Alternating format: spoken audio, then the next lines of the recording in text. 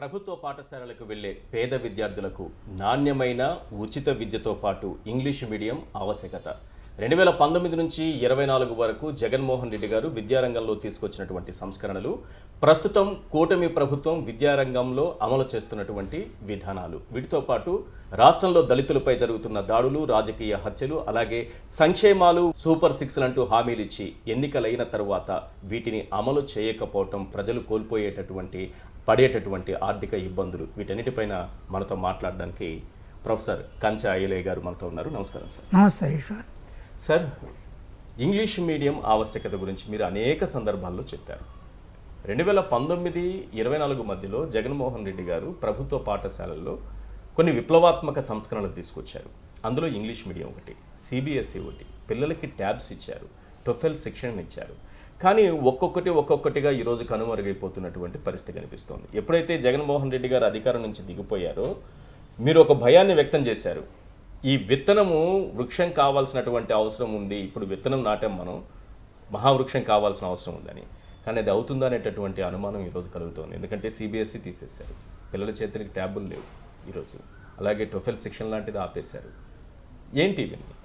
జగన్మోహన్ రెడ్డి అన్ని రంగాల్లో తెచ్చిన మార్పులు ఒకటైతే స్కూల్ విద్యారంగంలో ఈ దేశంలోనే ఒక విప్లవాత్మక మార్పు ప్రారంభించాడు ఆయన.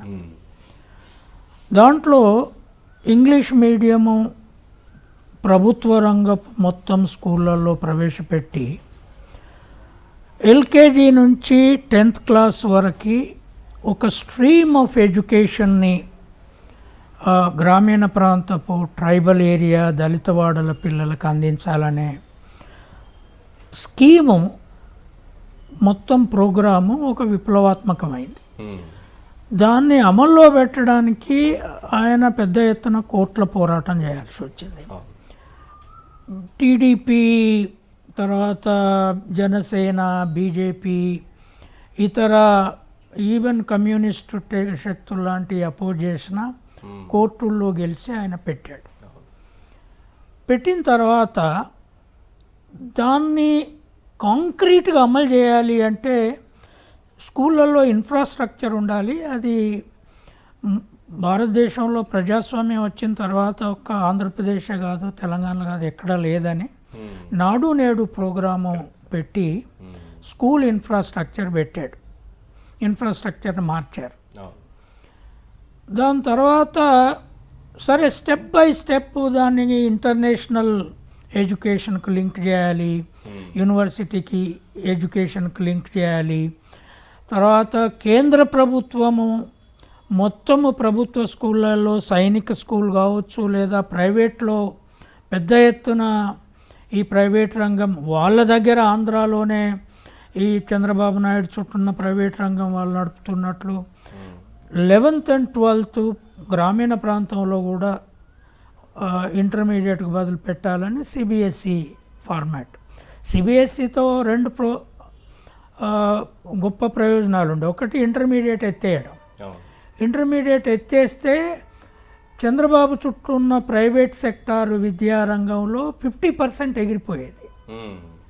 అంటే ప్రైవేట్ రంగం పెద్ద ఎత్తున విద్యారంగంలో ఉన్నది ఇంటర్మీడియట్లో వల్లనే, జూనియర్ కాలేజెస్, తర్వాత డిగ్రీలు, తర్వాత ఇంజనీరింగ్లు, తర్వాత ప్రైవేట్ కోచింగ్లు, ఇదంతా పెద్దది. సో జగన్ స్కీము దాన్ని మొత్తం మార్చే ప్రయత్నంలో సాగడం మొదలైంది. అయిన తర్వాత సరే వీళ్ళు అప్పటి నుంచే వ్యతిరేకిస్తున్నారు. జగన్మోహన్ రెడ్డి వీటన్నిటికీ ట్యాబ్లెట్లు ఇవ్వడము పిల్లలకు, తర్వాత అమ్మఒడి దానికి ఏం చేసింది అంటే బీద పిల్లలకు కూలీకి తీసుకుపోయి సంపాదించుకొని పిల్లల ద్వారా కుటుంబాలు నడుపుకునే వాళ్ళకు అమ్మఒడి ఆసరా ఇచ్చి సంవత్సరానికి 15,000 ఆయన లింక్ని ఎస్టాబ్లిష్ చేశాడు. స్కూల్ ఇన్ఫ్రాస్ట్రక్చర్ పెంచాడు. ఆడపిల్లలకు టాయిలెట్లు లేకుండా ఒక క్లాస్ రూమ్ అట్మాస్ఫియర్ లేకుండా ఉన్నదాన్ని, అంటే నేను విన్న లెక్కల ప్రకారము 45,000 స్కూళ్ళు ఉంటే దాదాపు 30,000 స్కూల్ అని మోడర్నైజ్ చేశారు. ఇప్పుడు వాళ్ళు ఆ మోడర్నైజేషన్ ఆపేశారని చెప్తున్నారు. ఈ కూటమి వచ్చింది. బీజేపీ న్యూ ఎడ్యుకేషన్ పాలసీలో 8th వరకు మాతృభాష ఉండాలి ప్రభుత్వ స్కూళ్ళల్లో అని ఒక స్కీమ్ పెట్టింది. కానీ బీజేపీ వచ్చిన తర్వాత పెట్టుబడిదారులు ప్రైవేటు స్కూళ్ళు, భారతదేశంలో ప్రైవేటు యూనివర్సిటీలు 200% పెంచారు. అయితే వాళ్ళు ఏం గమనించారంటే జగన్ మోడలు దేశం మొత్తాన్ని మార్చేస్తుంది. ఇప్పుడు చంద్రబాబు నాయుడు తన పిల్లలు, తన రేపు మనవడు కొడుకు తర్వాత ఇప్పుడు ఆయన కొడుకు ఎడ్యుకేషన్ మినిస్టరు ఈ ఇంగ్లీష్ మీడియం ఆంధ్రప్రదేశ్ మోడల్ని తీసేయాలి అని. కానీ వాళ్ళు గమనించింది ఏంటి అంటే ఏ తెలంగాణ నుంచి ఆంధ్రప్రదేశ్ విడిపోయిందో అది మొదలు జగన్మోహన్ రెడ్డి పెట్టినప్పుడు కేసీఆర్ ఆ మోడల్ ఫాలో కావడాన్ని వ్యతిరేకించాడు. కానీ ఆయన దిగిపోయే 2 సంవత్సరాల ముందు ఇంగ్లీష్ మీడియం ఇక్కడ కూడా వచ్చేసింది. తర్వాత బైలింగ్వల్ బుక్స్ వచ్చినాయి. సో ఏపీని ఒక ఇన్స్పిరేషన్గా తీసుకొని ఇక్కడ ఆ ప్రక్రియ మొదలైంది. కర్ణాటక ఎడ్యుకేషన్ మినిస్టర్ మధు బంగారప్ప నా వ్యాసాలు అవన్నీ చదివి వచ్చాడు నా దగ్గరికి. వచ్చి మేము ఏం చేయాలి, మేము కూడా ఈ కన్నడ మీడియంతో తెలుగు ఇంగ్లీష్ మీడియంతో తటపట అవుతున్నాం అంటే you go and study Andhra medium అని చెప్పా. అప్పుడు ఆంధ్ర స్కూల్ ఎడ్యుకేషన్ తర్వాత బైలింగ్వల్ బుక్స్ అడాప్ట్ చేశారు. ప్యారలల్ ఇంగ్లీష్ మీడియం పెట్టారు వాళ్ళు ఇప్పుడు. సో ఇప్పుడు వీళ్ళ ఆలోచన ఏంటి అంటే అన్నిటికంటే Jaganmohan Reddy school education model స్కూల్స్ని ప్రైవేట్ స్కూల్స్ని దెబ్బతీసే విధంగా రీస్ట్రక్చర్ చేయడం అనేది ప్రైవేట్ సెక్టార్ ఎడ్యుకేషన్ కొలాప్స్ అవుతుంది అనేది చంద్రబాబు నాయుడు మొత్తం టోటల్ ప్లాన్. దాంట్లో భాగంగానే గ్రాడ్యువల్గా సుప్రీంకోర్టు చీఫ్ జస్టిస్తో సహా వెంకయ్య నాయుడు వాళ్ళ మనవరాన్లు తర్వాత అందరూ కూడా ఇంగ్లీష్ మీడియము ఊళ్ళలో చదువుకుంటే మన కూలీలు ఎవరు ఉంటారు అనే ఆలోచనలో ఉన్నారు. ఇంగ్లీష్ వచ్చినోడు కూలీ చేయడు, ఇంగ్లీష్ వచ్చినోడు ప్రపంచంలో ఉద్యోగం చేస్తాడు. అబ్బాయిలు అందుకే వ్యతిరేక వాళ్ళు స్పష్టంగా చెప్తున్నారు. వీళ్ళందరికీ మాదిగ సాకలి మంగలి ఆదివాసీ పిల్లలకి ఇంగ్లీష్ చెప్తే మా భూములలో పనులు ఎవరు చేయాలని వాళ్ళు ఊళ్ళలో చెప్తున్నారు. ఎన్నికలప్పుడు మీకు గుర్తుందో అమెరికా నుంచి వచ్చి ఈ దిక్కుమాలిన వాళ్ళకు ఒక్కొక్కరికి 25,000 పడేస్తే వాళ్ళే ఓట్లు వేస్తారని చెప్పారు. వీళ్ళు ఒక మనుషులేనా అన్నట్లుగా మాట్లాడు. ఇదే ఆలోచన వెంకయ్య నాయుడుది, రమణది, వాళ్ళ చుట్టూ ఉన్న వాళ్ళది ఉన్నది. మన పిల్లలు ఇంగ్లీష్ మీడియంలో ఉండాలి. ఇప్పుడు బీజేపీది ఒకటి ఆలోచించండి. పాకిస్తాన్ ఇండియా యుద్ధం అయిన తర్వాత ప్రతిపక్ష పార్టీల లీడర్లతో ఎంపీల డెలిగేషన్లు ఇంటర్నేషనల్ గ్లోబల్ రీచ్కి పంపారు. ఎవరిని ఎన్నుకున్నారండి? బాగా ఇంగ్లీష్ మాట్లాడే లీడర్లను ఎన్నుకున్నారా లేదా? శశి థరూర్ ఎవరు? శశి థరూర్కి ఇంగ్లీష్ తప్ప ఏం రాదు. ఇప్పుడు మొత్తం చర్చలలో బాగా పేరు తెచ్చింది ఎవరెరికైనా కనిమోజీ ఒక బీసీ స్త్రీ, మంచి ఇంగ్లీష్ మాట్లాడగలిగే స్త్రీ. 3వ స్త్రీ శరద్ పవార్ కుమార్తె. వీళ్ళు ఇంగ్లీష్ మీడియం వాళ్ళు. తర్వాత 4వ వ్యక్తి ఎవరు? మమతా బెనర్జీ పార్టీ ఒబ్రాయ్ ఆయన పేరు ఆయన. వాళ్ళ పార్టీలో కూడా ఇంగ్లీష్ వచ్చిన వాళ్ళని ఎత్తికి పంపించారు. చంద్రబాబు నాయుడు హిందీలో తెలుగులో పోయి మాట్లాడవచ్చు కదా. ఏమన్నా ఇంగ్లీష్ టీవీలు ఇంటర్వ్యూ కంటేనేమో నువ్వు నీ కొడుకుని పంపుతావు, రామ్మోహన్ నాయుడుని పంపుతారు. లేకపోతే ఇప్పుడు మొన్న దీన్ని జగన్మోహన్ రెడ్డి ఆయన అవసరాల కోసమా ప్లాన్ తోట అండర్స్టాండింగ్ తోట విప్లవం తెస్తే ఇప్పుడు వీళ్ళు సిబిఎస్ఈ తీసేశారు, తర్వాత ట్యాబులు తీసేశారు, తర్వాత బైజు గీజు వద్దంటున్నావు. కానీ సిబిఎస్ఈ నువ్వు అక్కడ తీసేసినవి సెంట్రల్ గవర్నమెంట్ స్కూల్స్ అక్కడ నడుస్తున్నాయి. సిబిఎస్ఈ తీసేసినవా? విజయవాడలో, వైజాగ్లో ఎన్ని సిబిఎస్ నడుపుతున్న ప్రైవేట్ స్కూళ్ళు ఉన్నాయి? తెలుగు సబ్జెక్టు కూడా లేని ప్రైవేట్ స్కూళ్ళు ఎన్ని ఉన్నాయి? అంటే ఇది నేను అనుకుంటా ఇది ఒక కుట్ర. జగన్మోహన్ రెడ్డిని మళ్ళీ గెలవనియకుండా ఉండాలనేది ఒకటి.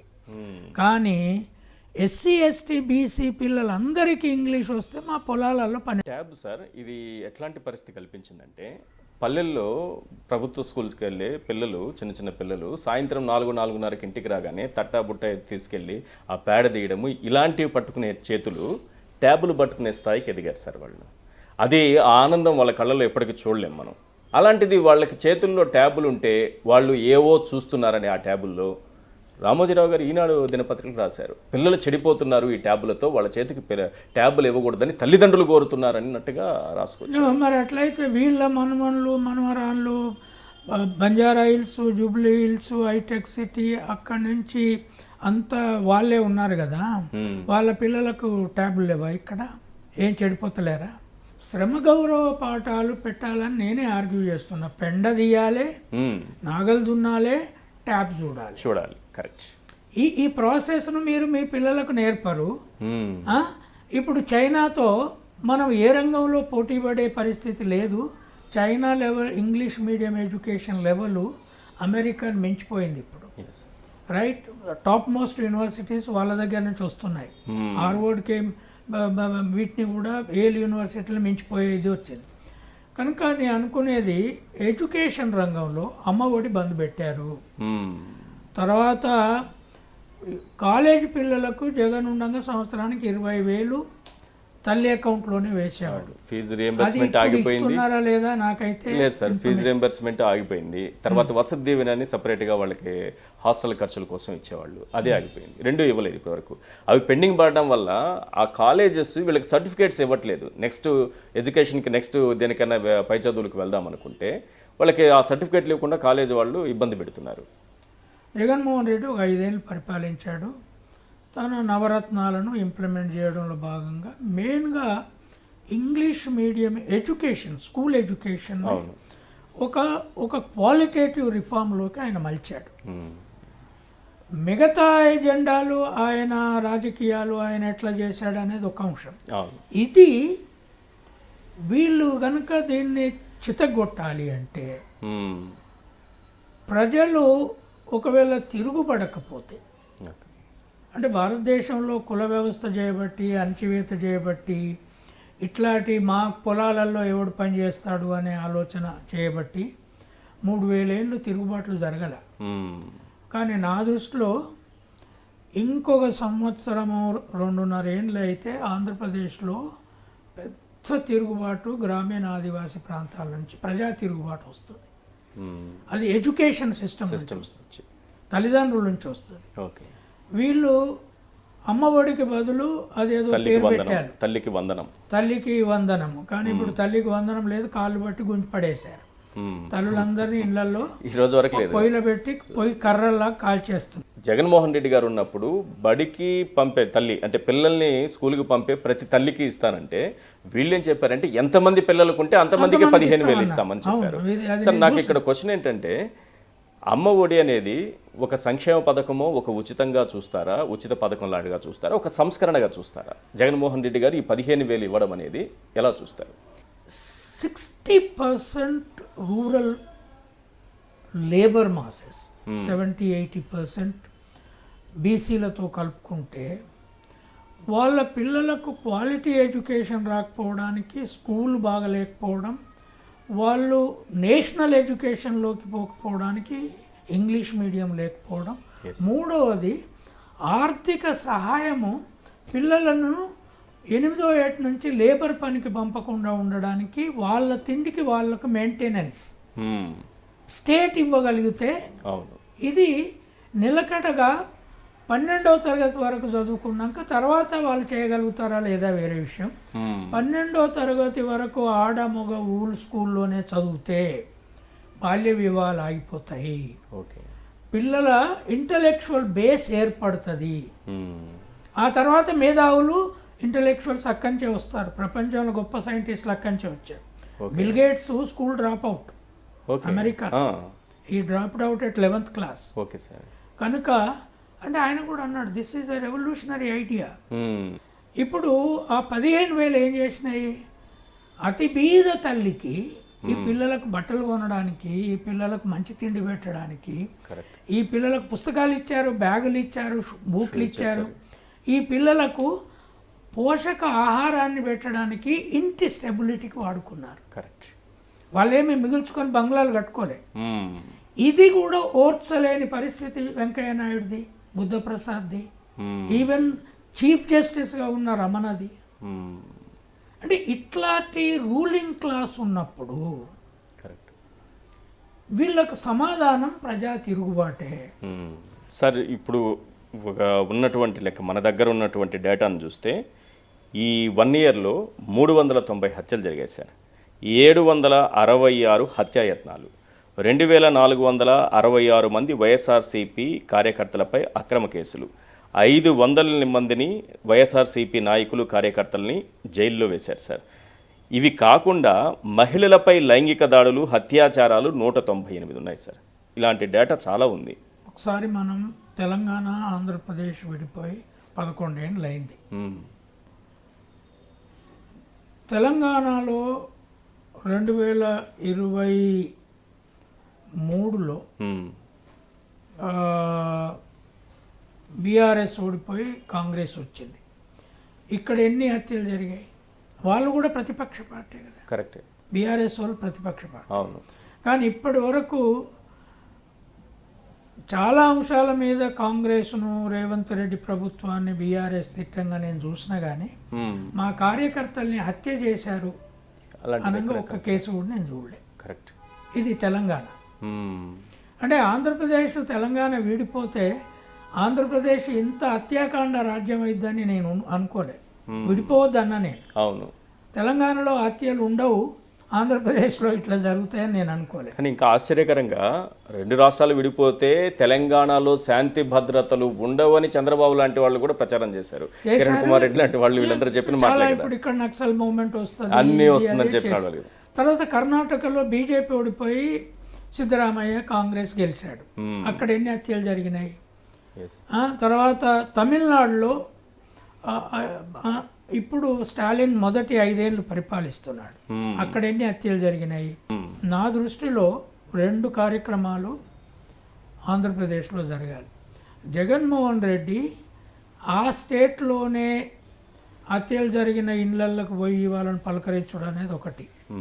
కానీ ఆయన ఇతర రాష్ట్రాలు తిరగాల్సిన అవసరం ఉంది. ఓకే. ఆయన ఢిల్లీ నుంచి ఈ హత్యాకాండ మీద నేషనల్ క్యాంపెయిన్ చేయాల్సిన అవసరం. గతంలో చేశారు సార్, మీరు అన్నట్టు చేయాల్సిన అవసరం కూడా ఉంది. రీజనల్ పార్టీలు తమ రీజన్లోనే ఉంటామనుకుంటే ఈ నేషనల్, ఇప్పుడు చంద్రబాబు నాయుడు ఎత్తుగడగా బీజేపీతో పొత్తులోకి వెళ్ళాడు. ఇప్పుడు నేషనల్ పార్టీ వాళ్ళకు అండగా ఉంది. రైట్. ఈ హత్యలను వాళ్ళు హత్యలుగా చూస్తలేరు. రైట్. వాళ్ళు పట్టించుకుంటలేరు. కనుక ఎంతకాలము నువ్వు ఆ లోకల్లోనే చేస్తావు? ఇది మేజర్ సమస్య. ఒకటి కాదు, రేపు ఒక రాజకీయ పార్టీలో సంవత్సరంలో ఒక 300 మంది హత్య ఆ పార్టీకి సంబంధించిన క్యాడరు చేయబడితే పార్టీలు మారిన తర్వాత క్యాడర్లో ఎంత భయం అవుతుంది, స్ట్రక్చర్ ఏమైపోతుంది, ప్రత్యామ్నాయ రాజకీయ పార్టీలు ఎట్లా బతుకుతాయి? So he has to go and meet every public party, he has to address press conferences. దీన్ని నేషనల్ ఇష్యూ చేయకపోతే తప్పకుండా సార్. తర్వాత మీరు చూసే ఉంటారు కొన్ని దృశ్యాలు, అంటే వ్యవస్థలు ఏ రకంగా పనిచేస్తున్నాయని. 2 దళిత యువకులు, ఒక మైనారిటీ యువకుడు, ముగ్గురిని తెనాలిలో 2 సిఐలు పబ్లిక్గా నడి రోడ్డు పైన కాళ్లపైన లాఠీలతో కొట్టినటువంటి విధానం దేశం మొత్తం కూడా ఆశ్చర్యపోయింది సార్. ఏంటి దళితులంటే అంత చిన్న చూపు? వాళ్ళపైన బహిరంగంగా చట్టాన్ని ఉల్లంఘించి, రాజ్యాంగాన్ని ఉల్లంఘించి వీళ్ళే శిక్షలు వేసేయచ్చా పోలీసులే? ఆంధ్రప్రదేశ్ ఒకప్పుడు ఫ్యాక్షనల్ ప్రాంతం, అది స్టేట్గా ఉండింది. తర్వాత పోలీస్ ఆఫీసర్లని కులాల పరిగా విభజించారు. సో ఈ కులాల పరిగా విభజించడం అనేది ఇప్పుడు ఎంత దూరము పోతుంది అంటే, అది ఇప్పుడు అధికారంలో ఉన్న వాళ్ళు ఎవరినన్నా కొట్టాలంటే వాళ్ళ కుల ఆఫీసర్లని ప్రయోగిస్తున్నారు. If this is not going to change, ఇన్స్టిట్యూషన్స్ని పర్సనల్ పగలాగా మార్చారు. ఓకే. ముఖ్యమంత్రికి ఇన్స్టిట్యూషన్కి పగ ఒక్కటే అవుతుంది. ముఖ్యమంత్రికి జగన్మోహన్ రెడ్డి పగ. రైట్. అయితే దీన్ని ఇన్స్టిట్యూషనల్ పగలోకి మార్చారు. ఓకే. జగన్మోహన్ రెడ్డి ఇప్పుడు ఒక స్ట్రాటజిక్ షిఫ్ట్ తీసుకొని ఓకే. ఈ మొత్తము కులాల వారీగా హత్యా రాజకీయాలు ఏవైతే ఉన్నాయో ఈ ఆంధ్రప్రదేశ్ డెమోక్రాటిక్ స్టేట్లో ఇన్ని వందల మంది ఒక సంవత్సరంలో చంపబడితే రేపు వచ్చే 5 ఏళ్ళు ఇంకో 4 ఏళ్ళు ఉన్నాయి, ఎన్ని వందల మంది ఆయన కార్యకర్తలను చంపేస్తారు? అప్పుడు పార్టీ ఎట్లా నిలబడుతుంది? అంటే వీళ్ళ అంచనా ఏంది అంటే మొత్తం కింది వాళ్ళందరినీ చంపేసుకుంటూ పోతే పార్టీ పోద్ది. రీజనల్ పార్టీ కదా, it's not a national party. కనుక దిస్ ఇస్ హారిబుల్. ఈ దళితులను రోడ్ల మీద పెట్టి కొట్టుడు. పోలీసులు అట్లా చట్టాన్ని చేతిలోకి తీసుకోవచ్చు సార్, చట్టాన్ని అమలు చేయమని వాళ్ళకి అధికారాలు ఇచ్చారు కానీ చట్టాన్ని చేతుల్లోకి తీసుకోవడం. ఇప్పుడు ఏమవుతుంది, చట్టాన్ని చేతిలోకి తీసుకొని రోడ్ల మీద కొడుతున్నారు అని వీళ్ళు కేసులు పెడతారు, ఇవి కోర్టుకు పోతాయి, పోలీసులు దాన్ని డైల్యూట్ చేస్తారు, రైట్? సో డైల్యూట్ చేసిన తర్వాత కోర్టులో judge has no power. Is FIR నుంచి మొదలుకొని ఛార్జ్ షీట్ వరకు డైల్యూట్ చేస్తారు. సోషల్ మీడియాలో జస్ట్ తల్లికి వందనం ఇస్తానన్నారు, ఏడాది దాటిపోతుంది, ఇప్పటి వరకు ఇవ్వలేదు. తల్లికి వందనం ఎక్కడ, లేదా పెట్టుబడి సాయం అందిస్తానన్నారు, అన్నదాత సుఖీభావ ఎక్కడ అని సోషల్ మీడియాలో ఒక పోస్ట్ పెడితే దాన్ని కూడా అరెస్ట్ చేసి రిమాండ్కి పంపించారు. అంటే ఈ భావ ప్రకటన స్వేచ్ఛ కూడా లేదా? కనీసం మనం ప్రభుత్వాన్ని క్వశ్చన్ చేసే రైట్ కూడా మనకు ఉండదా? చంద్రబాబు నాయుడు గురించి నాకు బాగా తెలుసు. చంద్రబాబు నాయుడు 2017లో నా సోషల్ స్మగ్లర్స్ బుక్ సమస్య వచ్చినప్పుడు అక్కడ గాంధీ మైదాన్లో విజయవాడలో పెద్ద మీటింగ్ పెట్టడానికి అక్కడ దళితులు ఆదివాసులు అందరూ ప్లాన్ చేసుకుంటే మొత్తం ఆంధ్ర పోలీసుల్ని 100 మందిని పంపి నన్ను ఇక్కడ హౌస్ అరెస్ట్ చేశాడు. చంద్రబాబు నాయుడు ఇప్పుడు పోయినసారి ఏమనుకున్నారు, ఇక నేను రాను. ఆయన అరెస్ట్ చేసిన తర్వాత ఆయన కొంచెం సిచ్యువేషన్ మారింది. ఆ తర్వాత బీజేపీతో పొత్తు ఇవన్నీ, ఆయన మోడీని ఎవరు తిట్టినోడు కదా, తర్వాత పోయి మళ్ళా కాలేళ్ళు పట్టుకున్నాడు. జగన్ అట్లా చేయట్లేదు. జగన్ ఐ థింక్ కొంత సెల్ఫ్ రెస్పెక్ట్ ఎక్కువనో మరేందో తెలియదు. So whatever it is, Chandrababu Naidu will go to any extent to see that Jaganmohan Reddy will not even his party will not survive. ఆయనకి ఇప్పుడు కేంద్రం అందుబాటులో ఉంది, ఆ కేంద్రానికి వీళ్ళు అవసరం ఉన్నారు, అది మైనారిటీలో, అది కలిసి వచ్చిన అవసరం. కనుక జగన్మోహన్ రెడ్డికి ఆల్టర్నేటివ్ ఏంది అంటే ఈ has to change his political functioning. National లీడర్గా ఎదగాలి. నేషనల్ ఇమేజ్ని నువ్వు నేషనల్ పార్టీలతో చేరకు, కాంగ్రెస్తో నీకు ప్రాబ్లం ఉంటే రాహుల్ గాంధీతో చేరక, అది వేరే విషయం. But you have to make a national campaign. ఇప్పుడు నేషనల్ కూటమిలు తయారవుతున్నాయి కదా, అప్పుడు అందరూ రీజనల్ పార్టీలు కూటమిలలో పోయిన, ఈయన ఎప్పుడు పోలేదు. అట్లా పోకుండా ఇప్పుడు కనుక ఉంటే బీజేపీ చంద్రబాబు నాయుడు, ఆ పవన్ కళ్యాణ్ ఏం లేదండి, రేపు బీజేపీలో చేర్చుకుంటారు ఆయన్ని. ఆయన ప్రైవేట్గా ఉండరు. కాపులకు కూడా ఒక ఆశయం ఉంది, ఒక చిన్న దానికి ఉంచుతారు. ఎట్లాగైతే మహారాష్ట్రలో ఆ సిండేను పెట్టుకొని నువ్వు చిన్న పార్టీగా ఉండు, మేము నీకు మొత్తం ఎన్నికల వ్యవహారం నడుపుతాము, చంద్రబాబు నాయుడు కూడా చిన్న పార్టీని చేస్తాము, కాపుల్ని ముఖ్యమంత్రిని చేస్తామనేది వాళ్ళ స్ట్రాటజీ. అలా నువ్వు ఉండు, మొత్తం మేమే నడుపుతాం. ఇక సిండే నడిపిండా, రైట్? ఆయనను పెడతారు, మా రామ్ మాధవ్ను ఉప ముఖ్యమంత్రి చేస్తారట, అయిపోయింది కదా. అది ఎత్తుగడ. ఇది చంద్రబాబు నాయుడు కూడా భయం ఉంది. కానీ జగన్మోహన్ రెడ్డి మునుపట్లాగే నేను ఒక్కనే అంటే ఇప్పుడున్న పరిస్థితిలో ఆయనను బతకనియరు. So he has to fight this battle as a national battle. Eshwar, ఇది వాళ్ళ టీవీ ఛానల్, నేను రాస్తున్నాను, కానీ I live to tell honestly, Jaganmohan Reddy పట్ల ఏమన్నా అభిమానం నాకు ఉంటే, ఆయన మంచి పనుల పట్ల ఆయన ఏం చేయాలో హానెస్ట్గా చెప్పాలి. అన్నిటికీ పొగిడే మనిషిని కాదు నేను. I don't do that, right? కనుక నేను అనేది ఏంటి అంటే within 1 year they are trying to lynch him. It's not easy. So he has to change his strategies. మొత్తం క్యాడర్ కదలాలి. క్యాడర్ ఇప్పటికే భయానకమైపోయి ఉంటారు. It's not easy. పై లీడర్లు అందరినీ ఏదో కేసులు పెట్టేస్తున్నారు. తర్వాత మీకు తెలుసు అవతల ఢిల్లీలో బీజేపీ ఉంది, ఈడీని పంపిస్తుంది, సిబిఐని పంపిస్తుంది, అందరు లీడర్ దగ్గర డబ్బులు ఉన్నాయంటది, అరెస్టులు మొదలవుతాయి. రైట్, ఈయన డిసైడ్ చేస్తాడు ఎవరి దగ్గర పంపాలో, ఈడీని సిబిఐని. చంద్రబాబు డిసైడ్. సో నేను అనేది ఏంటి అంటే ఈ హెస్ టు చేంజ్ ఈ strategy to a major democratic. ఇక్కడ ఇంతకుముందు నేను చెప్పాను కదా సార్, అమ్మక వందనం, ఈ పెట్టుబడి సాయం, అన్నదాత సుఖీభావ, ఇట్లా సూపర్ 6 అని 6 హామీలు ప్రధానంగా ఇచ్చింది సార్ కూటమి. అంటే టీడీపీ కావచ్చు, జనసేన, బీజేపీ కూటమిగా ఇచ్చింది. ఈ రోజు వరకు ఏడాది దాటింది, ఈ రోజు వరకు ఒక్క హామీ కూడా నెరవేర్చలేదు. ఇవి కాకుండా మేనిఫెస్టోలో చాలా ఇచ్చారు, 143 మేనిఫెస్టోలో ఉన్నవి. ఈ ఒక సూపర్ 6 అని ఇవి ప్రధాన, ఇంక్లూడింగ్ అమరావతి. అమరావతి వాళ్ళ మెయిన్ ఏజెండా సార్ అది. అంటే దానిపైనే ఫోకస్ అంతా కూడా అమరావతి పైనే ఉంది. మిగతా అన్ని బంద్ అయిపోయింది. ఓన్లీ అమరావతి, అక్కడ ఏంటి కాంట్రాక్ట్లు ఇవ్వాలి, ఏ బిల్డింగ్లు కట్టాలి, ఎలా డెవలప్ చేయాలి, ఇంకా ఎన్ని భూములు తీసుకోవాలి, ఈ ఆలోచనతోనే ఉన్నారు. కానీ ప్రజలకు ఇచ్చినటువంటి హామీలు నెరవేర్చాల్సినటువంటి బాధ్యత ప్రభుత్వాలపైన ఉంటుందా ఉండదా?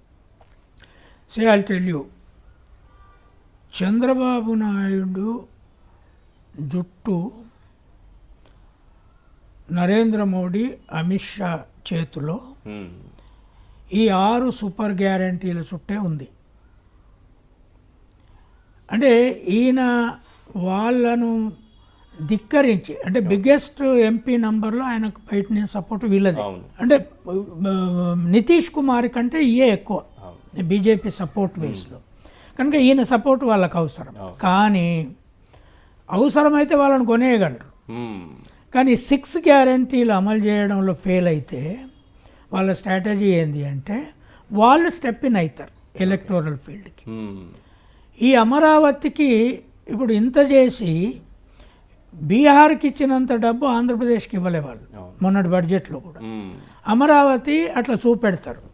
అమరావతిని కట్టగలిగే ప్రాజెక్ట్ కాదు. ఎంత చేసినా దాని చుట్టూ మళ్ళా 9 ఏళ్ళ వరకు, మళ్ళీ ఇంకో 4 ఏళ్ళ వరకు తేలిపోద్ది అది. అంతేనా? సి ఆ 34,000 ఎకరాలని సిటీగా వాళ్ళు మార్చలేరు. అది కాకుండా ఇంకా 40 కావాలనుకుంటున్నారు. ఆ 40 తీసుకుంటే ఇంకా మునిగిపోతారు. దాన్ని సిటీగా మార్చడం అనేది 100 ఏళ్ళకి కానీ సాధ్యం కాదు. అది హైదరాబాద్ లాంటి సిటీ కావాలంటే 100 ఏళ్ళైనా సాధ్యం కాదు. కనుక అది అక్కడ దెబ్బతింటే తెలుసు. పోలవరం ఒకటి వస్తే రావచ్చు, ఎంతో అంతో వాళ్ళు డబ్బు సాయం చేయొచ్చు. కానీ ఈ 6 గ్యారంటీలు ఉన్నాయే, ఇవి మొత్తం ఏది ఇవ్వలేరు వాళ్ళు. ఇవ్వలేరు. వాళ్ళకున్న అంటే వాళ్ళు అప్పటికీ జగన్మోహన్ రెడ్డి నవరత్నాలను కేంద్రము ఈ ఉట్టిగా వెల్ఫేర్ డోసెస్ ఇవ్వడం సరి అయింది కాదని క్యాంపెయిన్ చేసి, ఇదంతా ప్రజలకు డబ్బు పంచుతున్నారు, డెవలప్మెంట్కు లేదని. ఎన్నికల్లో మాత్రం ఇస్తామంటారు. ఎన్నికలు ముగిసిన తర్వాత ఉచితాలు ఇవ్వడం సరికాదనే స్టేట్మెంట్స్ మళ్ళీ వెంకయ్యనాయుడు లాంటి వాళ్ళు ఇంకొకరో పెద్ద వాళ్ళు వచ్చి మాట్లాడతారు. ఎన్నికలకు ముందు రాజకీయ పార్టీలు ఇస్తున్నప్పుడే ఎందుకు క్వశ్చన్ చేయరు వీళ్ళు? నేను ఎన్నికలకు ముందు ఇప్పుడు వాళ్ళ జయప్రకాష్ నారాయణ ఉన్నాడు, అప్పుడు జగన్మోహన్ రెడ్డి నవరత్నాలను బాగా తిట్టేవాడు రోజు. ఇప్పుడు అంతకంటే ఎక్కువ ప్రామిస్ చేశాడు. ఫర్ ఎగ్జాంపుల్ అమ్మఒడిని వీళ్ళు ప్రతి చైల్డ్కు 15,000 ఇస్తామన్నారు తల్లికి. ఆయన ప్రతి కుటుంబానికి, ఒక స్కూల్లో ఉన్న పిల్లవాళ్ళ కుటుంబానికి ఇస్తానంటే వీళ్ళు ప్రతి చైల్డ్ కన్నా ఏది ఇస్తలేరు. తర్వాత రైతులకు ఏమి ఇస్తలేరు, 13,500 జగన్మోహన్ రెడ్డి కూలీలకు ఏమి ఇస్తలేరు. తర్వాత ఇక్కడను కర్ణాటకలో, ఈవెన్ ఢిల్లీలో కూడా ఉచిత బస్సు ప్రయాణం బీజేపీ కూడా ప్రామిస్ చేసింది. ఢిల్లీలో స్టార్ట్ చేశారు ఉచిత బస్సు ప్రయాణం, విమెన్కి ఇస్తున్నారు. ఇక్కడ నడుస్తుంది, కర్ణాటకలో నడుస్తుంది, ఆంధ్రప్రదేశ్లో మొదలే పెట్టలే. రైట్, వాళ్ళు ఏమీ చేయలేరు. ఒక్క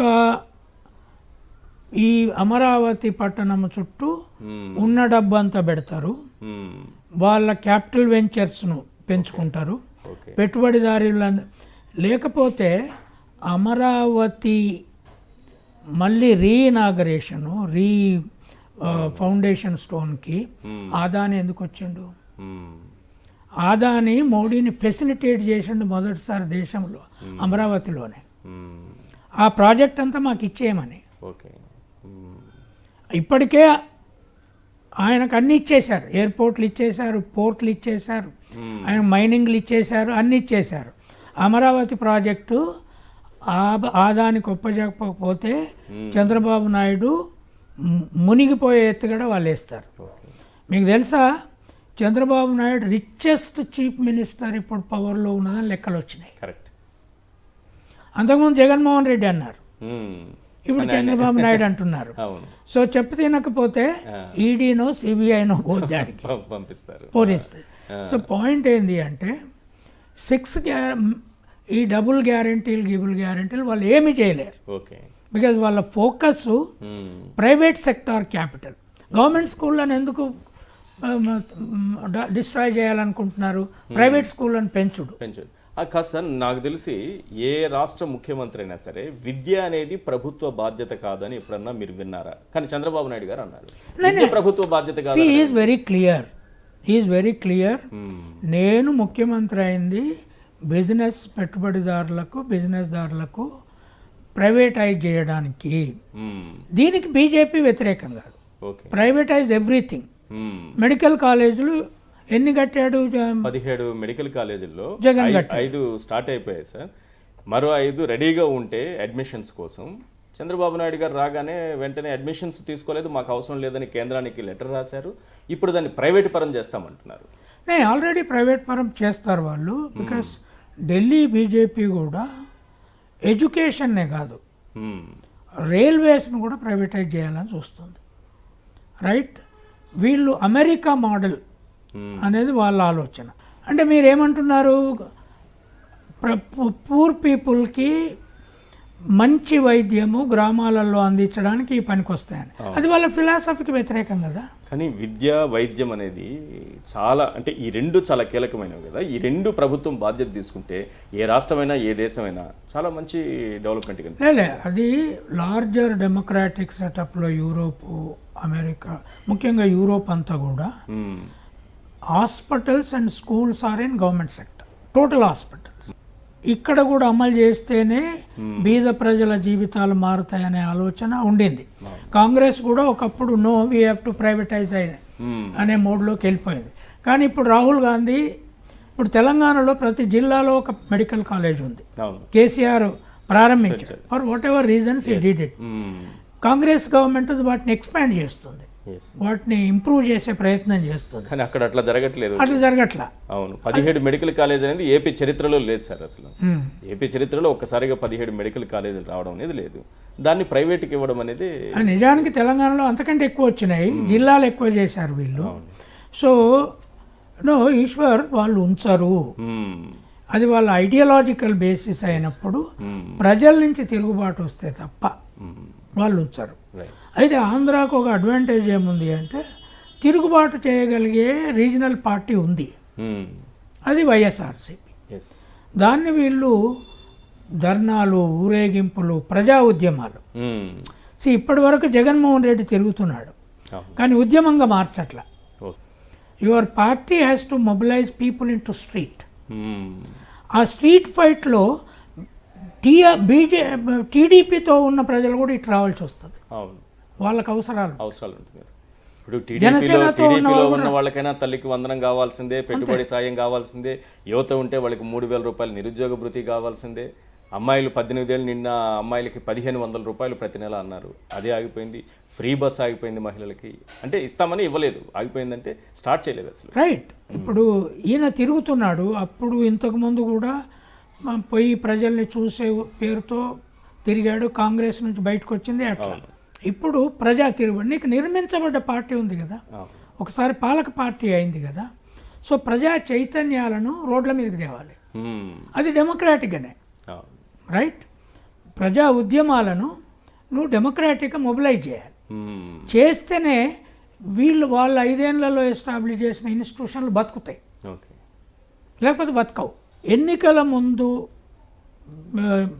ఇప్పుడు వాళ్ళ స్ట్రాటజీ ఏంది? ఎన్నికల ముందు అమెరికా వాళ్ళని దింపారు, ఆస్ట్రేలియా వాళ్ళని దింపారు, 25,000 ఒక ఓటర్కి ఇచ్చి కొనేసే ప్రక్రియను ఓపెన్గా చెప్పారు, గెలిచారు అట్లా, రైట్. గెలిచి 60% ఓట్లు మాకు వచ్చినాయని చెప్తున్నారు కదా. దాని నుంచి ప్రజల్ని బయటపడేయాలి కదా. ఇప్పుడు ఏం చేశానో ఎన్నికల ముందు పైసలు ఇచ్చి గెలుస్తాంలే అనుకుంటారు. సో దాని నుంచి ఉద్యమంలోకి మార్చాలి. మారుస్తే తప్ప జగన్మోహన్ రెడ్డి పార్టీని బతకనివ్వరు. అంటే నేను అనేది ఏంది, 2 పనులు ఉన్నాయి ఇప్పుడు. ఒకటి, ఈ అట్రాసిటీస్, ఇన్ని హత్యలు అనేది అన్పారలల్డ్ ఇష్యూ. అది ఇన్ని 100 లెక్కలు తీయాలి, పవర్ పాయింట్ ప్రజెంటేషన్ పెట్టుకోవాలి. అది ఆయన అన్ని రాష్ట్రాలు తిరిగి ప్రెస్ కాన్ఫరెన్స్లలో చెప్పుకుంటూ రావాలి. ఒకసారి ముఖ్యమంత్రి అయ్యింది కనుక ఆయనకు ఒక స్టేచర్ ఉంది, he has to go round. ఆయనకి ఇంగ్లీష్ వచ్చు, తెలుగు వచ్చు. So he has to address the nation in English all the time.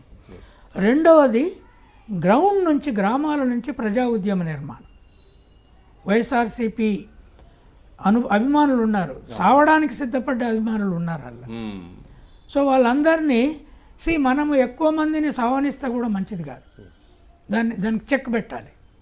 ప్రజా ఉద్యమాలే, జైలు బరో కార్యక్రమం పెట్టమనండి. ప్రజలతో జైలు బరో కార్యక్రమం చేయాలి కదా. బ్రిటిష్ సామ్రాజ్యవాదికానికి వ్యతిరేకంగా గాంధీయన్ మూవ్మెంట్ దేంతో వచ్చింది? జైలు బరో కార్యక్రమాలతో రాలే. ఆంధ్రలో జైలు బరో కార్యక్రమం మొదలు పెట్టండి. ఆల్రెడీ కేసులు పెడుతున్నారు, చంపేస్తున్నారు. సో పార్టీ అప్పుడు యూత్ పొలిటిసైజ్ అవుతారు, కొత్త లీడర్లు ఎదుగుతారు. సో అందుకని I think Jaganmohan Reddy has to start a new fight now. Right sir. అయితే ఈ సంక్షేమాలు ఇవ్వకపోవడం ఒకటైతే, రెండోది అంతకు ముందు ఉన్నటువంటి వ్యవస్థల్ని కూడా రద్దు చేసుకుంటూ వెళ్తున్నారు సార్. అందులో రీసెంట్గా తీసుకున్న నిర్ణయం MDU వెహికల్స్. అవి ఇంటింటికి వెళ్ళి రేషన్ సరుకులు అందించేటటువంటి వాహనాలు. ఆ వాహనాలని పూర్తిగా రద్దు చేశారు. దాదాపు 9,500 వరకు ఉన్నాయి. అందులో 18,000 మంది, అంటే ఒక్కొక్క వాహనానికి 2 ఉంటారు. 18,000 మంది ఉద్యోగులు. అంటే ఏంది, రేషన్ షాపులకు రేషన్ ప్రజలు పోయి క్యూలలో నిలబడి తీసుకుని కాకుండా ఇంటికి చేరేది. Correct sir. ట్రైబల్ ఏరియాస్లలో ముసలి అవసరం ఉంటుందని మీరు అంటే తిరుగుంటారు కాబట్టి అన్ని ప్రాంతాలు మీకు తెలిసి ఉంటుంది ఇంకా బాగా. అంటే ఈ గ్రామ వాలంటీర్లు కాకుండా ఇది ప్రత్యేక వ్యవస్థ ఉండే, ఇది ప్రత్యేక. ఇది తీసేశారా? ఇది తీసేశారు. ఓకే. రద్దు చేస్తూ మొన్నే నిర్ణయం తీసుకున్నారు. మరి ఇప్పుడు జనం 1వ తారీఖు రాగానే జనం మళ్ళీ రేషన్ షాపులకు వెళ్ళాలి. ఆ రేషన్ షాప్ మనకు దగ్గరలో ఉండొచ్చు. మీరు చెప్పినట్టు గిరిజన ప్రాంతాలు అయితే 5-6 కిలోమీటర్ల దూరంలో ఉండొచ్చు. వెళ్ళినప్పుడు ఆ రేషన్ డీలర్ ఓపెన్ చేయొచ్చు, చేయకపోవచ్చు. ముసలి వాళ్ళు ఉంటారు, నడవలేని వాళ్ళు ఉంటారు. ఆ రేషన్ బరువు ఒక 5 కేజీలో 6 కేజీలో ఎంత అవి తీసుకొని, ఒక 10 కేజీలు తీసుకొని ఇంటి వరకు మోసుకుంటూ వెళ్తున్నటువంటి దృశ్యాలు ఈరోజు రాష్ట్రం మళ్ళీ చూడాల్సినటువంటి పరిస్థితి. దానికి ఒకటే ఒక మందు ఉంది ఈశ్వర్. ఇది మనం ఇట్లా చేస్తున్నారు అని చెప్తే ప్రజలు ప్రాక్టికల్గా రేషన్ ఇంటికి వచ్చింది ఇచ్చిపోయింది చూశారు ఒక 5 ఏళ్ళు. ఇప్పుడు అది మానింది. ఇప్పుడు మళ్ళీ క్యూలో నిలబడుతున్నారు ముసలోళ్ళు, ముడిగోళ్ళు, ఎండలో. ఇప్పుడు దీని మీద కూడా మళ్ళీ దాన్ని రిస్టోర్ చేసే ప్రజా ఉద్యమం. ఇప్పుడు దాన్ని మళ్ళీ వీళ్ళ చేతనే నడిపించే ఉద్యమం మనం నడిపితే మనకేం మేలు జరుగుతుంది అనేది ఉంటుంది. కానీ డెమోక్రసీ అట్లా పనిచేయదు. డెమోక్రసీలో నువ్వు ఒకసారి పెట్టిన దాన్ని తీసేస్తే ప్రజల్ని ఉద్యమంలోకి దింపి రిస్టోర్ చేసినావు అనుకో, క్రెడిట్ నడిపేవాడికి పోదు, క్రెడిట్ రిస్టోర్ చేయించిన వాడికి పోద్ది పాలిటిక్స్లో. కనుక దీని మీద కూడా ఏవైతే జగన్మోహన్ రెడ్డి వైఎస్ఆర్సీపీ నడిపిందో దాని మీద ప్రజలకు ఇంకా అభిమానం ఇప్పుడు బలంగా ఉందో వాటి చుట్టూ ఉద్యమాలు నిర్మించాలి. కానీ జగన్మోహన్ రెడ్డి గారి మీద కోపం ఉంటే ఉంది, ఆయన పైన లేకపోతే ఆ పార్టీ నాయకులపైన కేసులు పెట్టడం వేరు.